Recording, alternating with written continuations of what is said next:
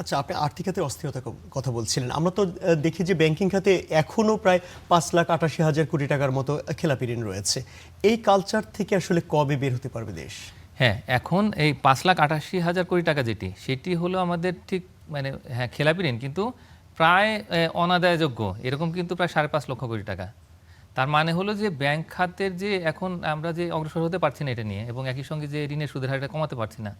তো এটার মূল কারণ হচ্ছে যে বিপুল পরিমাণে খেলাপি ঋণ। এখন বলা হচ্ছে যে এটাকে এমনভাবে একটা ক্লাসিফাই করতে যাতে এটা ব্যাংকের ক্ষতি হিসেবে হয়তো নেওয়া যায়। তাহলে কি এই টাকাটা কখনোই আর ব্যাংকিং খাতে ফিরে আসবে না? 5.5 লাখ কোটি টাকার মতো এটা আসলেই খুব দুঃখজনক সত্য যে এটার হয়তো ফেরত আসবে না। এখন এটার আসলে কি হবে তখন?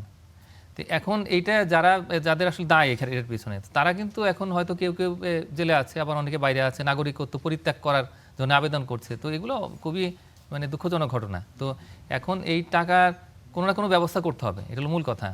এন্ড ক্ষতি হিসেবে দেখালে ব্যাংকগুলোর অবস্থা মানে যে ব্যাংকগুলো খুব বেশি লুটপাটের শিকার হয়েছে সেগুলোর মধ্যে আবার এই সম্মিলিত ইসলামী ব্যাংকের কিন্তু কিছু কিছু ব্যাংকও আছে।